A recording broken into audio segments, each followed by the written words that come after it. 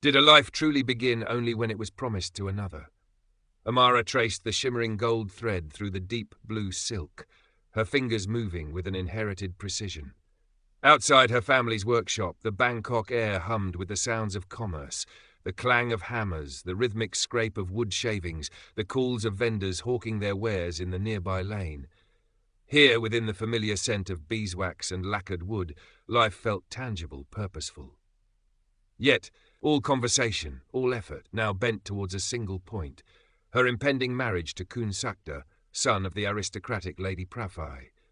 A good match, her parents murmured, their faces alight with hope for elevated standing, a connection to the old families near the palace walls. Amara lowered her gaze, stitching a final, perfect lotus blossom. It felt less like a beginning, more like an ending. The Prafai compound was worlds away from the vibrant, organized clutter of the craftsman's district. High walls, marked by time and damp, enclosed a space where silence seemed cultivated. The grandeur was present but faded, like old silk left too long in the sun. Lady Prafai received her with cool formality, her eyes sharp, assessing Amara's posture, her hands, the quiet deference in her bearing. She was a woman carved from tradition, her face a mask of propriety that barely concealed a steely will. Kun Sakta stood beside his mother, offering a polite, fleeting smile. He seemed pleasant enough, but his eyes slid away from Amara's, seeking his mother's approval. There was a softness about him, a lack of substance that pricked Amara with a vague unease. The wedding ceremony was elaborate, heavy with incense and chanted blessings.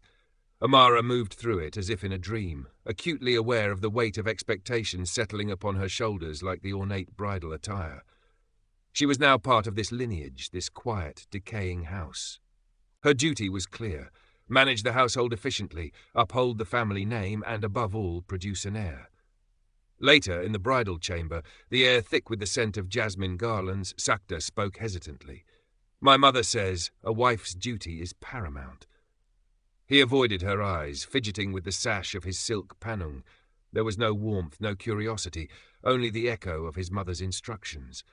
Amara sat very still on the edge of the bed, the silence stretching between them, heavier than any words. The night remained quiet, untouched, a hollow space where connection failed to bloom. A life promised, yet unstarted. Amara learned the rhythms of the Prafai household quickly. She rose before dawn, oversaw the servants, managed the dwindling household funds with a thriftiness born of her upbringing, ensuring the accounts presented to Lady Prafai were impeccably balanced, betraying none of the careful stretching required. She navigated the complex hierarchy of the servants, the subtle currents of favour and resentment, with quiet competence. She learned the precise way Lady Prafai liked her tea, the specific flowers preferred for offerings, the required depth of her way. Yet her efficiency earned no praise, only silent acceptance. Her worth, it was clear, lay dormant, waiting to be proven in the one area she could not control. Months turned into a year, then two. The seasons changed along the Chao Phraya, marked by the swelling rains of the monsoon and the thick heat of the dry season, but within the compound walls a stagnant anticipation held sway. Lady Prafai's scrutiny intensified. Her questions, initially veiled, became more direct. "Have you visited the shrine at Wat Arun, Amara? Perhaps special offerings are needed." Then, the wife of Kundecha bore a son within the year, a strong boy. Each comment was a carefully aimed dart, finding its mark in Amara's growing anxiety. She dutifully consumed bitter herbal remedies brought by wrinkled healers, spent long hours kneeling before Buddha images in cool temple halls, praying for a child, for release from this suffocating expectation. Sakta remained a peripheral figure in her life. He performed his duties at court, minor tasks suited to his minor rank, and spent evenings with his friends or reading poetry. Their nights together were infrequent, perfunctory acts performed with a detached sense of obligation on his part. He seemed uninterested, almost relieved when they were over, turning away quickly to sleep. Amara lay beside him, staring into the darkness, feeling a profound loneliness, a sense that she was merely a vessel, failing in her sole purpose. She saw the pity in the servant's eyes, heard the whispers behind cupped hands. The shame was a physical weight, pressing down on her chest. Lady Prafai's lips grew thinner, her gaze colder. The silence in the house was no longer peaceful, but charged with disappointment. Amara felt herself shrinking, becoming invisible, defined only by her failure. The breaking point arrived not with a storm, but with a chillingly calm pronouncement. It was after the evening meal, the air still heavy with the day's heat. Lady Profai set down her porcelain teacup with a decisive click. "Sakta," she announced, her voice devoid of emotion. "It is clear that fate has not blessed this union with children. The fault," her eyes flickered towards Amara, cold and sharp, "is regrettable, but the family line must continue. We must secure the future." Amara felt the blood drain from her face. Sakta shifted uncomfortably, avoiding his mother's gaze, avoiding hers. "I have made inquiries," Lady Profai continued, her tone smoothing over the implications. "There is a young woman, Champa, healthy, from a respectable, albeit lower, family. She will be suitable." Sakta mumbled his assent, a quiet "yes, mother," that sealed Amara's fate, a mere noi, a minor wife. The words hung in the air, stripping Amara of her position, her dignity. It was not uncommon among the elite, she knew, but the implication was brutal. She was barren, inadequate, replaceable. There was no discussion, no consideration of her feelings. She was simply an obstacle to be bypassed. Champa arrived a month later, young and blooming, her eyes wide with a mixture of awe and nervousness as she entered the grand compound. Lady Profai took her under her wing immediately, showering her with attention, instructing her personally, praising her quick learning. Champa, sensing her advantage, quickly shed her initial timidity. A subtle arrogance crept into her posture, a proprietary air, as she moved through the house. Amara was expected to instruct her, to guide her, a daily exercise in humiliation. Champa would ask questions with feigned innocence, her eyes holding a glint of triumph. "Kunmei Profai says the master prefers his curry this way. Fi Amara. Is that not so?" she'd ask, using the familial term for older sister with deliberate irony in front of the servants. Sakta, perhaps relieved to have the pressure shifted, spent more time with Champa. Laughter sometimes drifted from Champa's rooms in the evenings, a sound that pierced Amara's heart. Her own chambers felt colder, emptier than ever. Lady Profai openly doted on the younger woman, supervising her diet, ensuring she rested, speaking constantly of the hoped-for grandson. Amara was relegated to managing the outer household, overseeing the kitchens and grounds, tasks that kept her busy but emphasized her peripheral status. She performed her duties meticulously, her face an impassive mask, but inside, a core of resentment began to harden. Despair warred with a nascent anger, a feeling so unfamiliar it frightened her. She was trapped, her life shrinking to the confines of this polite, cruel prison. The final straw came during the Songkran festival. Water splashing and joyous shouts echoed faintly from beyond the compound walls, a world away from the strained atmosphere within. Lady Profai had insisted Champa rest indoors, shielding her from exertion, fussing over her as if she already carried the precious air. Amara was overseeing the preparation of special festival foods in the stifling heat of the kitchen when Lady Profai entered, her face tight with disapproval. "Amara," she snapped, ignoring the servants who lowered their eyes, "Champa desires cooling lotus root soup. See to it immediately. One would think," she added, her voice dripping with disdain, "that even a barren woman could manage a simple soup without delay. Your continued presence offers little else to this household. Barren." The word, spoken so openly, so cruelly, struck Amara with the force of a physical blow. The servants pretended not to hear, their sudden busyness a testament to their discomfort. In that moment, something within Amara shifted. The years of silent endurance, the swallowed humiliations, the crushing weight of failure, it didn't shatter her, but forged a quiet, cold clarity. Staying here meant accepting this judgment, living as a ghost in her own home, her worth measured solely by a function her body refused to perform. It meant a slow annihilation of the spirit. The anger she had suppressed for so long didn't erupt. It solidified into resolve. She would not endure this slow death. Later that evening, when the house had settled into its quiet rhythms, Amara sought out Lady Profai in her private sitting room. She performed the customary way, her movements graceful, betraying none of the turmoil within. "Kunmei," she began, her voice steady, calm. "It is clear my presence here brings misfortune. I have failed in my duty to provide an heir, and my continued presence casts a shadow." Lady Profai looked up, surprised by Amara's composure, perhaps expecting tears or pleas. Amara continued, "It would be best for the harmony of this house, and to allow Kunsakda and Champa the chance for happiness, if I were to return to my family. I ask for your permission to leave." She didn't frame it as a demand, but as a statement of unfortunate necessity, removing her bad luck from their path. Lady Praffai studied her for a long moment, her sharp eyes searching Amara's face.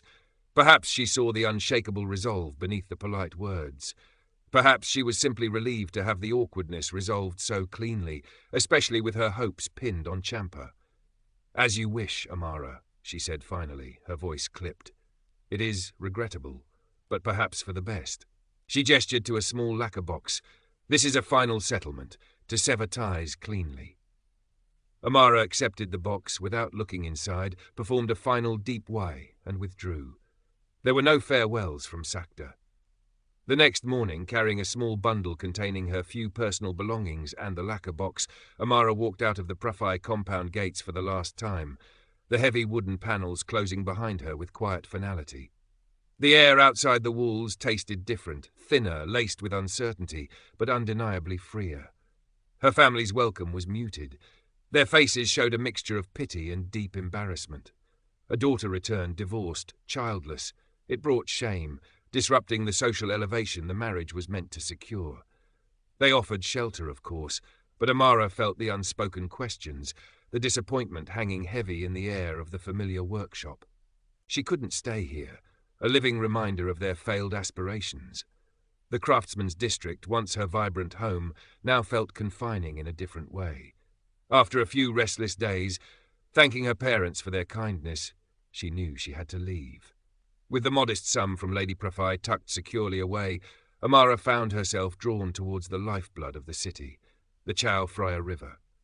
She wandered aimlessly along the bustling banks, the noise and energy of the landings a stark contrast to the stifling quiet she had left behind. Boats of all sizes jostled for space, laden with goods from upriver provinces and distant shores, teak logs, sacks of rice, fragrant spices, colourful textiles. The air smelled of river water, charcoal smoke, fermented fish and damp earth. Here, status seemed less important than the ability to navigate the currents, to bargain fiercely, to move goods and make a living. Lost in thought, overwhelmed by the sheer scale of her uncertainty, she stumbled slightly on the uneven planking of a pier. A strong hand caught her arm, steadying her. "Careful there, Nong!" a deep voice said. She looked up into the weathered face of a boatman. He was lean and sturdy, his skin darkened by the sun, his eyes crinkling at the corners as he assessed her, not with the judgment she'd grown accustomed to, but with frank curiosity. He wore the simple cotton clothing of a working man, his arms corded with muscle from poling or rowing. It was Boonmi, a trader whose boat she vaguely remembered seeing tied up near the market landings during brief supervised excursions from the Praffai compound. "Kop Kun Ka," Amara murmured, pulling her arm away, flustered by the unexpected contact, the easy familiarity. He didn't press, just nodded. "The river demands attention," he remarked simply, his gaze sweeping over the chaotic scene. "Easy to lose your footing if your mind is elsewhere." He glanced at her small bundle, her fine but plain clothes, the lost look in her eyes. "You look adrift, Nong. Need passage somewhere?" His directness was startling after years of oblique communication and veiled meanings. There was no aristocratic pretense, just a practical observation. Amara hesitated, unsure how to respond, unsure where she even wanted to go. The vastness of the river seemed to mirror the terrifying emptiness of her future. Seeing her hesitation, Boonmi didn't pry. "The sun is high," he said instead. "Hot work wandering. Come, share some shade and cool water on my boat while you gather your thoughts." He gestured towards a sturdy vessel laden with earthenware jars tied securely nearby. It was an unconventional offer, a breach of propriety, but Amara felt a strange pull towards his straightforward kindness. It was the first unsolicited act of simple human decency she had received in years. She nodded mutely and followed him onto the gently rocking boat. He offered her water from a clean clay jug, cool and tasting faintly of the earth. They sat in silence for a while, Amara watching the ceaseless traffic on the river, Boonmi checking knots and cargo lashings. He didn't ask questions, allowing her the space to simply be. Gradually, lulled by the river's rhythm and his unassuming presence, the tension in her shoulders began to ease. He spoke occasionally, pointing out different types of boats, commenting on the flow of trade, his voice calm and knowledgeable. He spoke of journeys upriver, of distant towns and different ways of life, painting pictures of a world beyond compound walls and stifling expectations. As the afternoon wore on, he shared his simple meal with her: sticky rice, grilled fish, a fiery chili dip. Eating the plain, hearty food under the open sky felt more nourishing than any of the elaborate meals she'd eaten at the Pruffy house. A fragile connection formed between them, built not on duty or status, but on shared moments of quiet observation and practical exchange. When dusk began to bleed purple streaks across the sky, Amara knew she couldn't return to her family's stifling pity. "Can you take me somewhere else?" she asked, her voice barely a whisper. "Away from the city centre?" Boonmi looked at her, his gaze steady. "Where do you have in mind?" She shook her head. "I don't know. Just away." He considered her for a moment, then nodded slowly. "I'm heading upriver a short way tomorrow to Nonthaburi, delivering these jars. You can travel with me that far if you wish. Find a place there, perhaps." That night he arranged a discreet, clean place for her to sleep in a small guest house near the landing, ensuring her safety. The next day, as his boat moved steadily against the current, leaving the spires of Bangkok behind, Amara felt a flicker of something unfamiliar: hope. That evening, moored along a quiet stretch of riverbank fringed with palm trees, the air filled with the chirping of cicadas, the connection between them deepened. Drawn by his quiet strength and the raw vitality he represented, so different from Sakda's passive weakness and emboldened by her newfound fragile freedom, Amara reached for him. Their coming together under the vast star-strewn sky was not an act of desperation, but a reclaiming of self. It was fierce, tender, a revelation. For the first time her body was not a site of failure, but a source of profound, shattering pleasure, an awakening of desires she hadn't known existed. It was the true beginning of her life. Current part characters: 3,737. Total characters, 2,258.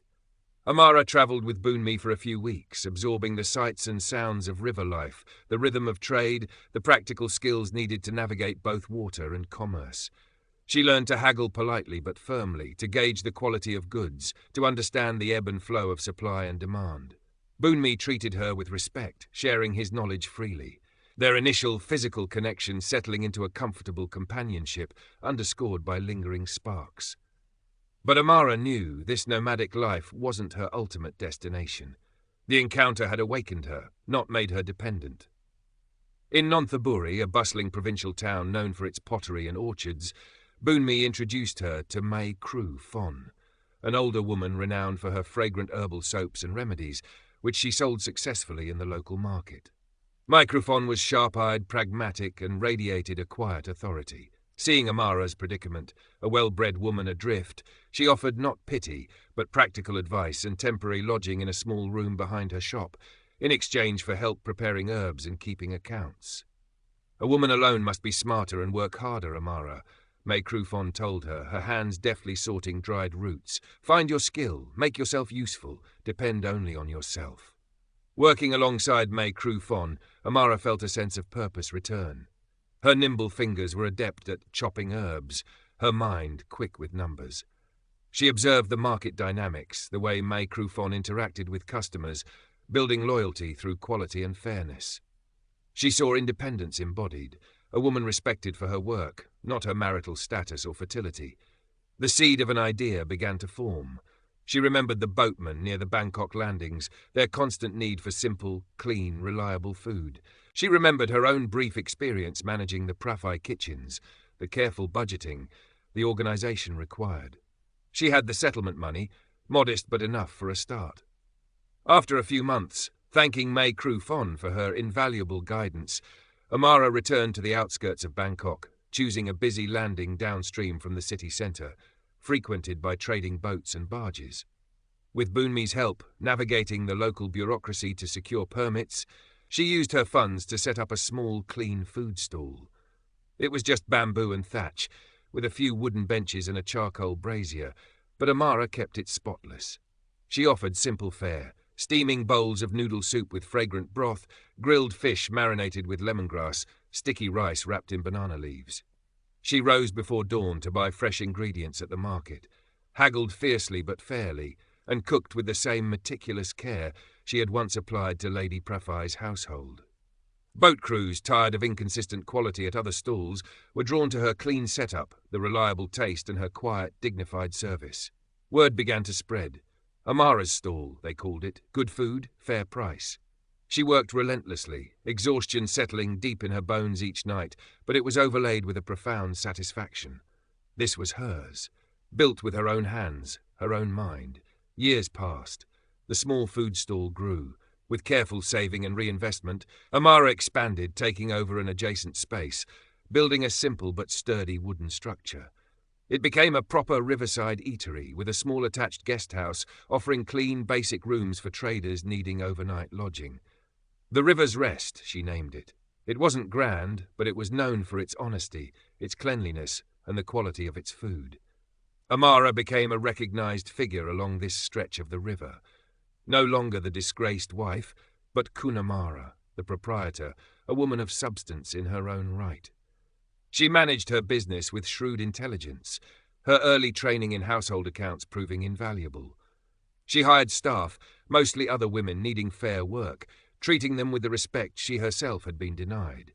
She learned to navigate the complexities of suppliers, the occasional demands from petty officials, the rivalries with other establishments, handling challenges with a calm determination that often disarmed confrontation. Her past was known to some, whispered about occasionally, but her present success spoke louder. She had carved out her own space, earned her place through hard work and integrity. Boonmi remained a part of her life. His trading routes often brought him to her landing. He became a trusted friend, a confidant, and sometimes still a lover. Their connection was easy, unburdened by societal expectations.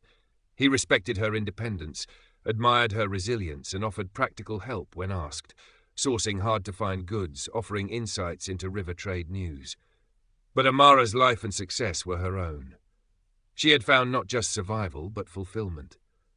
There was a quiet contentment in her days now. She enjoyed the morning bustle of the market, the satisfaction of serving a good meal, the camaraderie with her staff, the financial security she had built.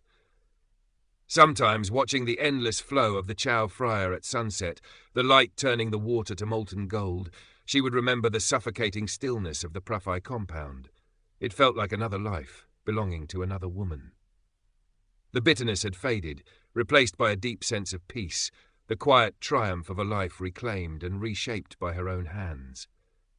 She was no longer defined by her womb, but by her will. Current part characters, 27 and 89, total characters, 26 and 7, 98. News like goods travelled along the river. Amara didn't seek it out, but snippets inevitably reached her ears through the market chatter or conversations overheard at her eatery. Talk of the old aristocratic families often surfaced, their fortunes waxing and waning like the river tides, and so, inevitably, she heard whispers about the Praffai household. Champa, the minor wife brought in with such hope, had apparently failed to secure the lineage. There were rumours of miscarriages, followed by years of barrenness that mirrored Amara's own time there. Then, eventually, a child was born, a boy. But as he grew, the whispers intensified. The child bore no resemblance to the increasingly frail and listless Kunsakta. Instead, market gossip, sharp-eyed and relentless, noted a distinct similarity to a charismatic monk who had frequented the area some years prior, known for his charm as much as his piety, before abruptly leaving his temple. Instead, market gossip, sharp-eyed and relentless, noted a distinct similarity to a charismatic monk who had frequented the area some years prior, known for his charm as much as his piety, before abruptly leaving his band. The irony was not lost on Amara. The frantic efforts to bypass her supposed infertility had led the family